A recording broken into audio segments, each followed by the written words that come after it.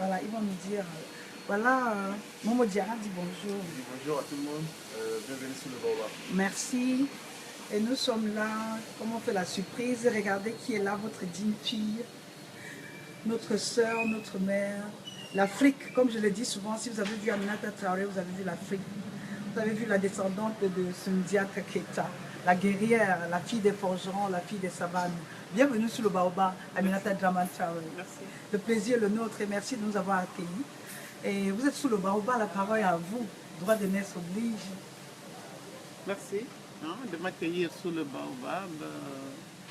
Je suis honorée et fière de vous tous, de savoir que ensemble, en ligne, vous avez construit ce réseau de femmes et d'hommes qui ont envie de croire en une Afrique libre, digne de vous. Je vous en félicite et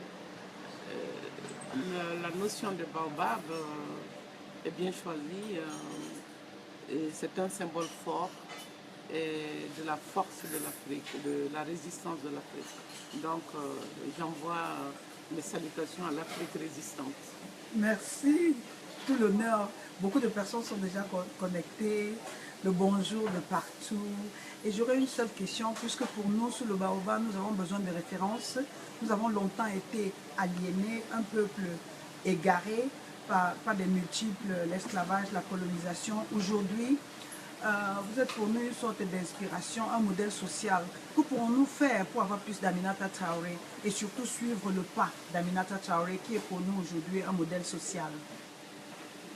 Moi, je pense que vous êtes toutes quelque part une Aminata Traoré. Le seul fait de souhaiter cette rencontre, de m'écouter, d'entendre ce que je dis, cela veut dire que nous nourrissons ensemble en tout cas cette volonté de changer notre continent. Et moi, mon combat se situe, comme vous le savez, sur le terrain de la mondialisation. On nous a miroité l'idée d'un monde global, ouvert, libre.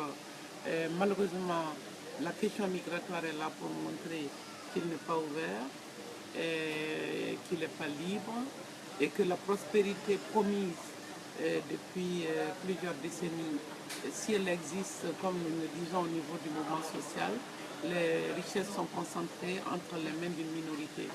Et l'Afrique, dans l'état actuel des rapports de force, est la grande perdante de cette aventure.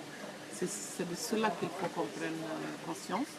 Et si nous continuons à dire, puisque le monde est global, puisque c'est l'ouverture, nous devons nous aussi nous ouvrir, je ne dis pas qu'il faut s'enfermer. Non. Mais je dis qu'il faut savoir à quel coût et quel est le prix de l'ouverture, à quoi nous nous ouvrons et qu'est-ce que nous-mêmes nous devenons dans le cadre de ce processus.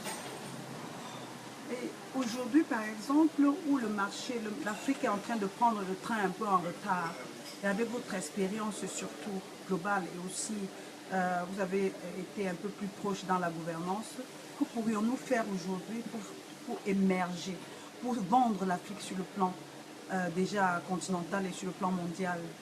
La créativité, l'histoire de l'Afrique par exemple, comment est-ce que nous pouvons partir de l'artisanat à quelque chose, un marché plus large, créer l'emploi, générer l'argent? On aura, j'espère, l'occasion de réfléchir sur ces concepts-là.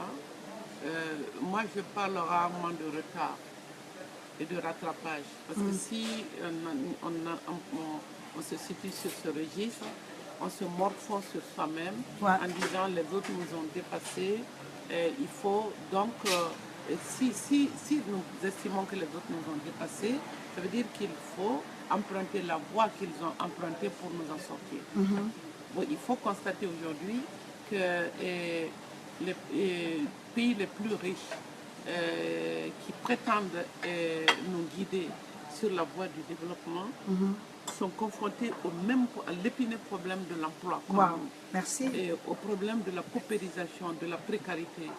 Et une bonne partie des citoyens de ces pays qui se sont enrichis au détriment de l'Afrique et du Sud en général. Une bonne partie des citoyens de ces pays-là veulent que leur propre pays change de paradigme de développement. Exactement. Donc ça veut dire que Nous ne sommes pas en retard. nous ne sommes pas en retard. Merci. En fait, nous devons tirer aujourd'hui le maximum de leçons de leurs échecs. De leur erreur. Merci. Leur Merci, Djinté. Voilà. J'adore cette analyse. Donc il faut que nous, on se dise qu'il y a une autre voie. Et c'est pas interdit de parler d'une voie autre que celle qu'on nous a tracée. Et cette voie autre-là, effectivement, nous pouvons puiser en nous-mêmes. On reste à l'écoute du monde, mais on essaie de voir comment on a tenu jusqu'ici, et dans des localités où il n'y a pas beaucoup d'argent, comment les gens ont fait. Est-ce qu'il faut nécessairement les connecter, les intégrer